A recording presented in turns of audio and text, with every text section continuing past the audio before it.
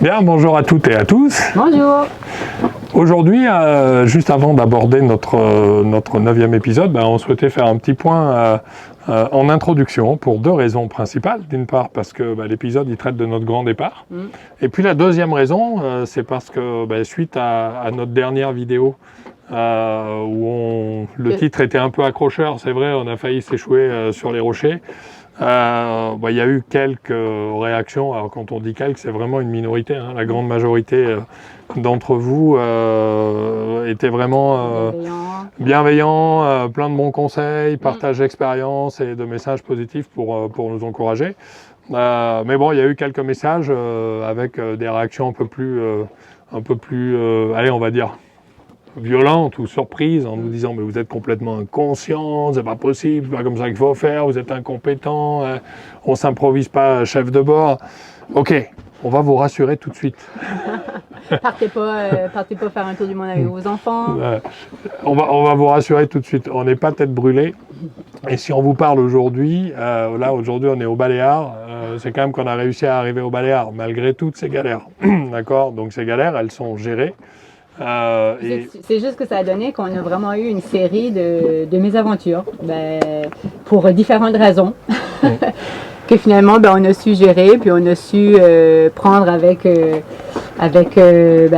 réflexion, on était posé, je pense, dans les décisions qui ont été faites, mais ce qui arrive, c'est que nous, notre choix de partager comme ça avec le grand public, c'est de partager les bons côtés, le voyage sous toutes ses formes. Parce que je pense dans tout projet, on peut facilement se laisser emporter par le wow, par vraiment que la motivation ou que le bon côté des choses. Et nous, c'est important de vraiment partager la réalité. Et ça veut dire quand on vous partage des choses à chaud.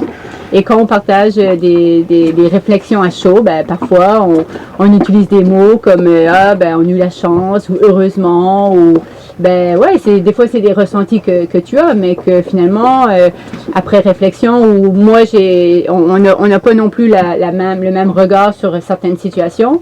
Et moi étant peut-être moins expérimentée que Laurent, des fois je peux dire des choses qui vont peut-être faire allusion à plus de crainte ou tout ça, mais je pense qu'il est important de savoir que on le partage pour que ça donne des leçons, parce que moi je sais que dans toute la préparation et même aujourd'hui, je suis beaucoup on est toujours preneur de conseils, des choses comme ça, et moi regarder d'autres vidéos qui parlaient d'autres expériences vécues de gens comme nous, ça m'aidait beaucoup dans l'enrichissement de connaissances et dans la préparation de tout ça.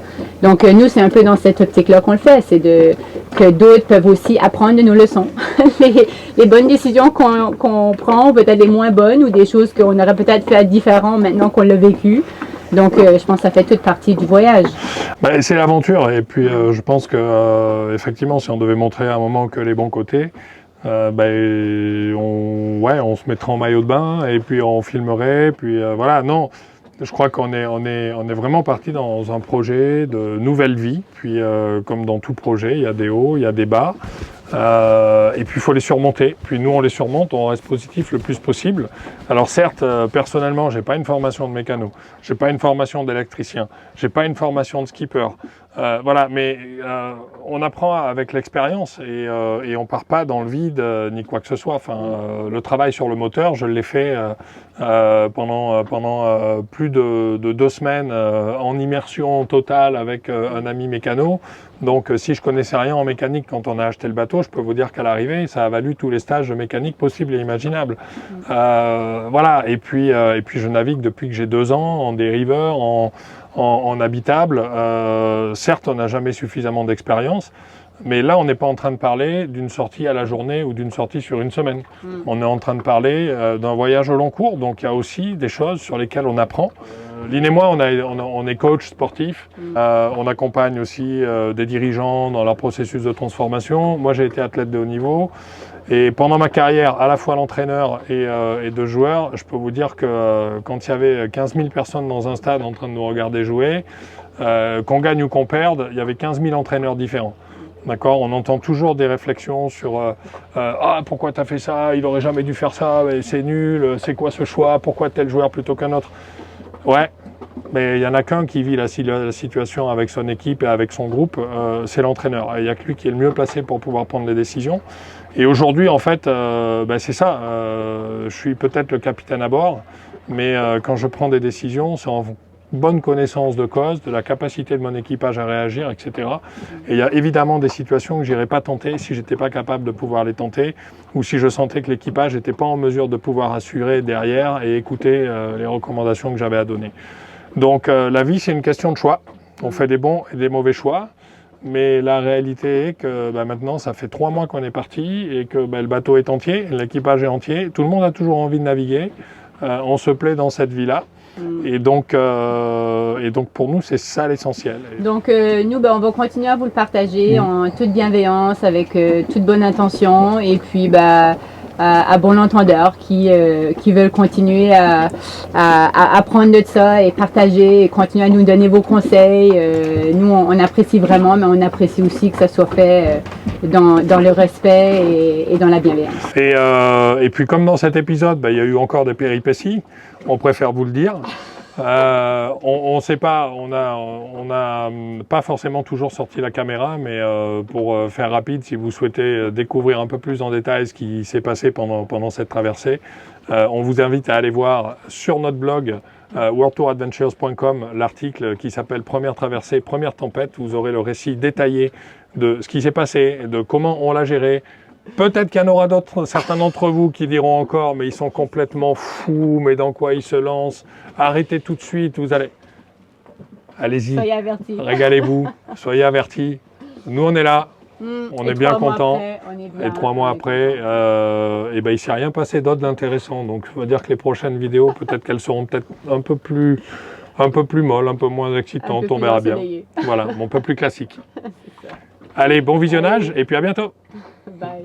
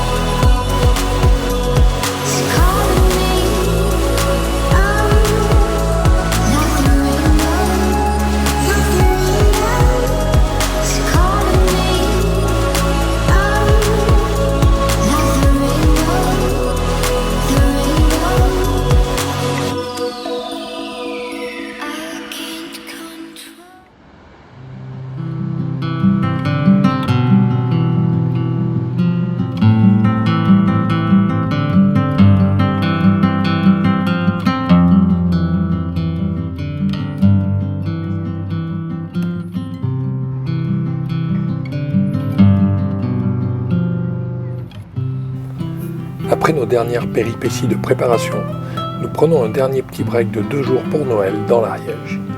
L'occasion de se retrouver en famille et pour les enfants de passer du temps ensemble tout en profitant de la montagne.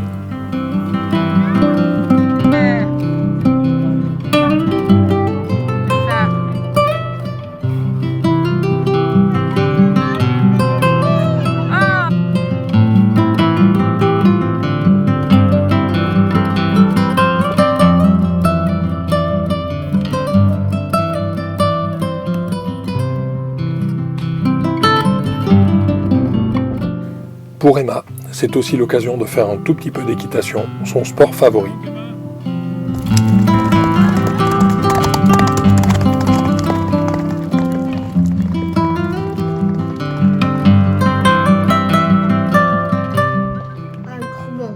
C'est trop bon. Et ça sent vraiment le goût des Ferrero. Ouais. Maman, c'est pas bon du tout. Non. Merci qui? Merci vous. C'est la collection. C'est la collection. C'est la collection. Océane, quel cadeau tu viens juste de recevoir? une boîte à maquillage toute pailletée. Oh, chouette. Elle est trop chouette. Julie, qu'est-ce que tu as eu, toi? Moi, j'ai eu de l'espace, et j'ai aussi eu. Mais pourquoi je n'ai pas de mes jouets que je connais? Et comme par magie, depuis que Lynn voulait la voir, la neige fait son apparition le 25 décembre. Qui fait beau! Regardez-moi ça à la fois! Ah, la bataille de neige! Ah!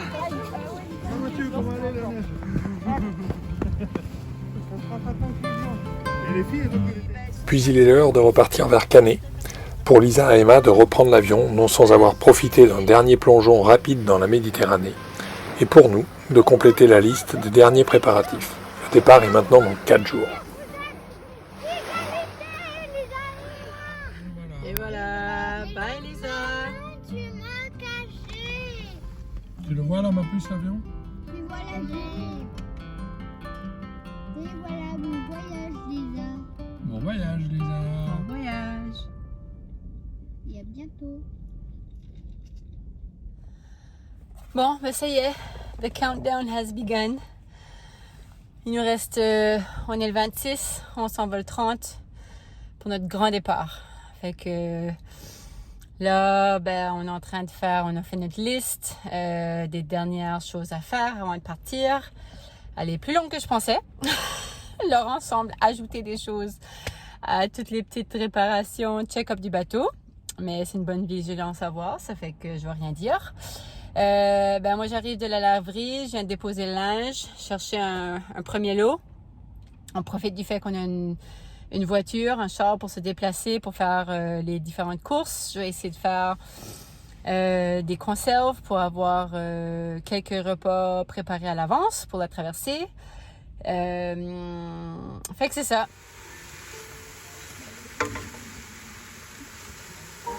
Ça a l'air bon, ça sent bon. Laurent est en train de vider tout ce qui était sur le ponton qui traînait. Les bouts de bois, tout ça, on avait plein de trucs qui traînaient. Ça fait qu'on est à la zone technique pour vider ça. Et puis, en même temps, on vient d'avoir un appel pour quelqu'un intéressé à acheter notre voiture. Donc, je pense que les étoiles sont alignées. C'est un signe qu'on est prêt à partir. Laisser aller la voiture, je pense que c'est la plus grosse étape pour vraiment dire ouais, on passe d'une vie sédentaire à une vie nomade.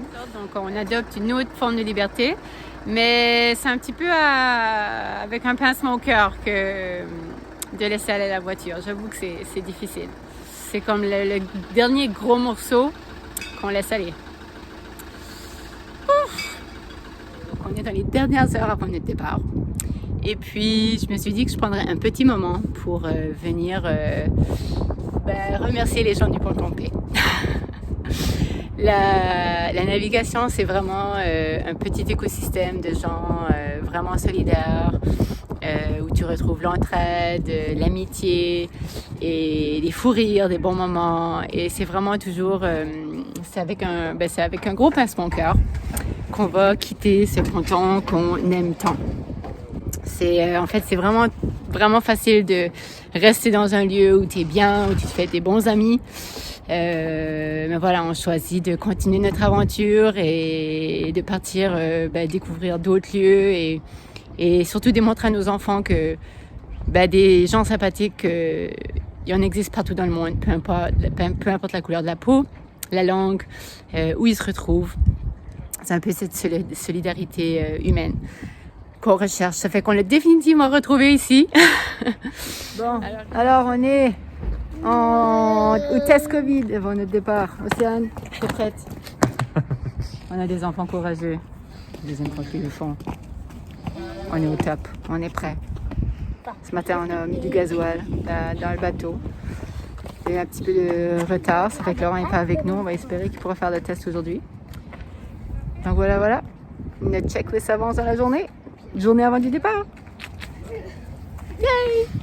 Là, on va aller voir Laurent et devant les caméras parce qu'on a des journalistes. On vous a pas encore annoncé ça, c'est une petite surprise. On a des journalistes qui viennent passer la navigation avec nous. Fait que là, on a Laurent juste derrière.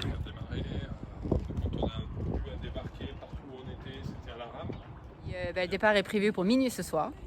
La météo s'annonce bien. Fait qu'on est plutôt confiant et content par rapport aux petits créneaux météo qu'on a devant nous pour se rendre jusqu'au Baléares. Fait que on voulait juste prendre ces petits instants pour remercier tout le monde qui nous a accompagnés jusqu'à aujourd'hui, jusqu'à ce moment présent, parce que ça prend toujours une équipe derrière nous qui nous aide et qui nous accompagne pour arriver jusque-là.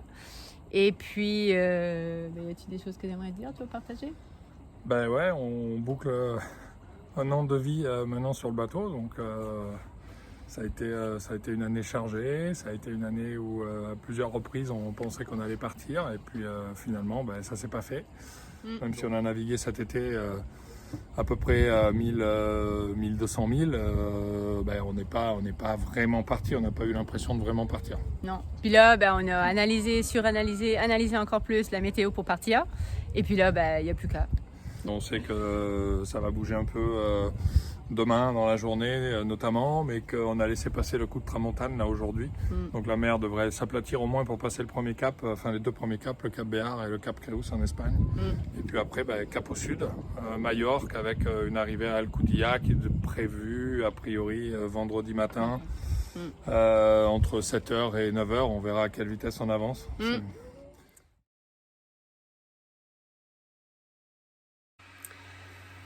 Bon, les amis, le temps est arrivé du grand départ. L'alarme a sonné à 11h30, fatigué, dur de sortir du lit. Quand ça fait juste 1 heure que tu dors. Puis que le large t'appelle. Fait que on s'habille, on est prêt pour le froid. Laurent est derrière moi, il se prépare lui aussi. Et puis, it's showtime, let's do it. Voici le capitaine. Au taquet. Prêt, chérie? Prêt. Après, on y va. Let's go. Bon, ça y est, on vient de quitter le port de Canet. Je sais pas si vous voyez derrière moi. C'est un peu compliqué la nuit, mais on va essayer de vous tenir au courant des avancées de la nuit, voir comment est-ce que ça se passe. Là, le temps est plutôt calme. Et puis c'est un bon départ. On a lâché officiellement les amarres, on a soulevé la passerelle. Un pincement au cœur pour les gens de Calais qu'on quitte, mais beaucoup d'excitation et de curiosité pour l'aventure qui nous attend. Vous voyez pas, mais derrière nous, c'est le cap Creus. Donc c'est le deuxième cap qu'on avait passé. Puis on est en train de traverser. Le vent, il a un peu baissé. La mer est plutôt calme. On est toujours à moteur. Mais c'est ce qu'on s'attendait à être à moteur toute la nuit. Ça risque de souffler pas mal plus pendant la journée, mais au moins c'est pendant la journée. Ça fait que le moral est bon. Il fait froid mais pas trop froid. Puis on a un bon cap, on a un bon timing, ça fait qu'on est pas mal dans les temps.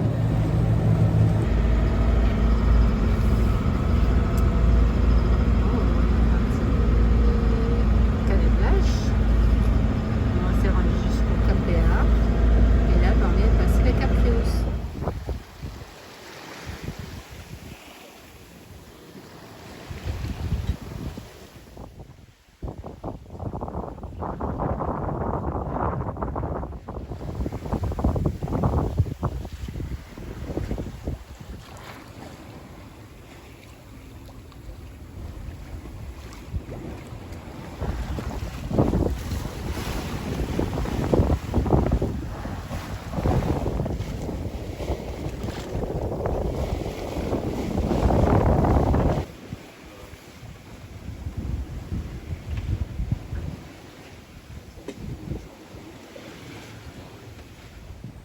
Premier lever de soleil en mer. J'ai pas pu prendre la vidéo plus tôt, j'avais trop faim, j'avais soif, ça fait que j'ai vraiment pris le temps de me réveiller, me faire un thé et manger avant de sortir. Mais là, j'en profite pour voir le joli paysage autour de nous. Fait que ça fait plaisir. Un peu plus de vent, on est à la voile, ça fait du bien aussi. On va voir à quoi la journée nous réserve. On risque d'avoir plus de vent, ça va plus de vagues, donc ça va être un peu moins agréable. Ça fait que ça fait du bien de commencer le mollo pour s'entraîner et se préparer pour la suite.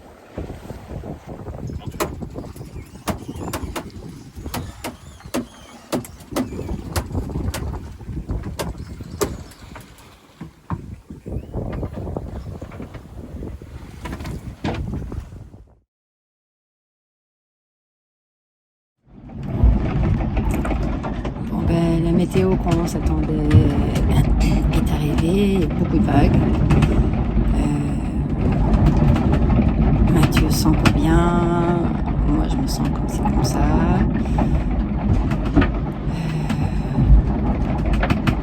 Bon, tout se passe bien, il y a pas de...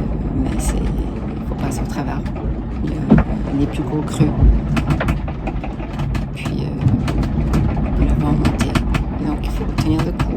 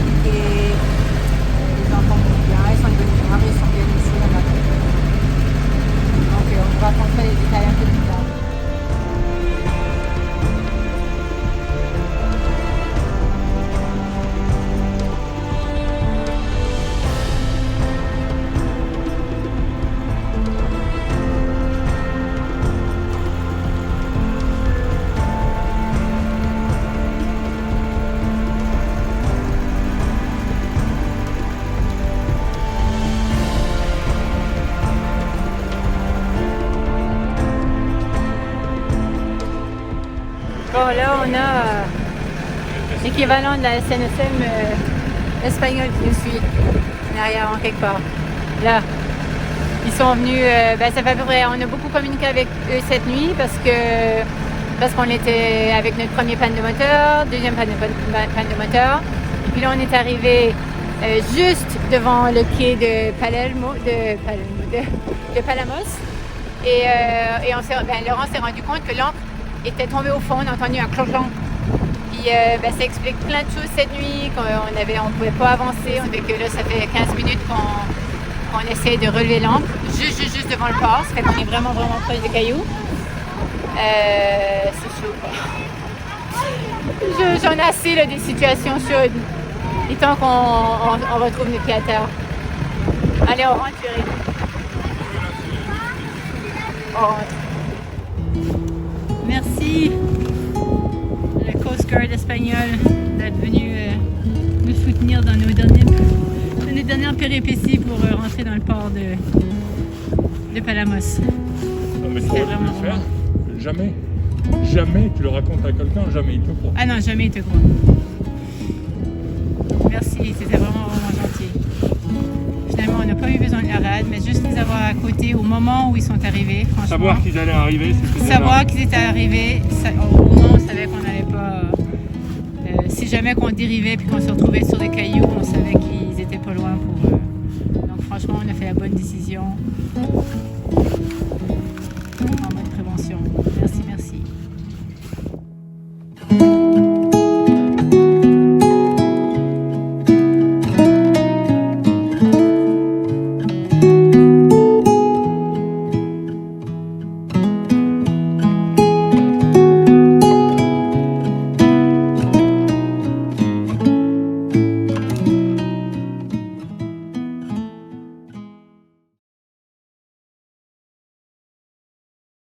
Si vous aimez cette vidéo, n'hésitez pas à liker, commenter et mettre des pouces bleus. Et partagez autour de vous. Et vous pouvez aussi nous suivre en vous abonnant à notre chaîne YouTube et également en nous suivant sur les réseaux sociaux Facebook, Instagram ou notre blog worldtouradventures.com. Vous pouvez aussi nous soutenir au travers de notre plateforme Patreon. Ça vous permettra de vibrer encore plus avec nous. Nous partagerons toujours des petits bonus, des thématiques qui nous sont chères sur notre voyage et notre projet. Et puis peut-être pour les plus chanceux, vous pourrez venir naviguer avec nous et ce sera un grand plaisir de vous recevoir à bord. Parce que nous, on aime partager. Alors, au plaisir de vous compter parmi nos fidèles équipiers. Et voilà! À bientôt! À bientôt!